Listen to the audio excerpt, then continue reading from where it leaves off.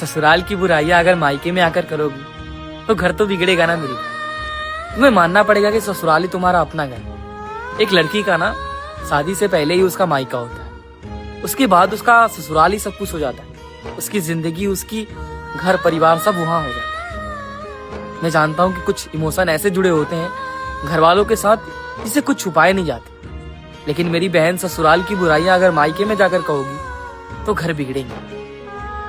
तुम्हें घर को जोड़ के रखना, ना कि बिगाड़ना। ससुराल को तुम्हें अपना समझना पड़ेगा, सास ससुर को अपना माता पिता समझना पड़ेगा, पति को अपना सब कुछ समझना पड़ेगा। अगर ससुराल की बातें जाकर मायके में कहोगी तो घर बिगड़ेगा मेरी बहन। मैं जानता हूं कि कुछ इमोशन ऐसे होते हैं जिनके मतलब छुपाए नहीं जाते, लेकिन मेरी बहन मैं एक बात कहूं ना, ससुराल तुम्हारा अपना घर बन जाता है। जब एक लड़की कुंवारी होती है ना तब तक उसका मायके होता है, लेकिन उसकी शादी के बाद उसका ससुराल ही सब कुछ होता है।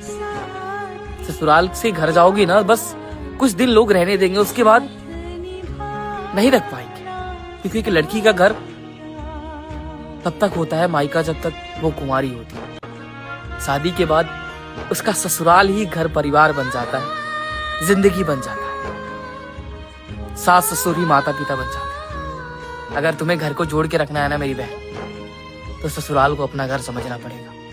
हाँ, कुछ तकलीफें होती हैं, लेकिन लड़कियों की जिंदगी ना बड़ा कठिनाईदायक होता है, समझना पड़ता है और संभाल के रखना पड़ता है। अगर ससुराल की बुराइयां मायके में करोगी और मायके की बुराइयां ससुराल में, तो घर नहीं चलेगा मेरी बहन। ऐसे घर बिगड़ते, जुड़ते नहीं है।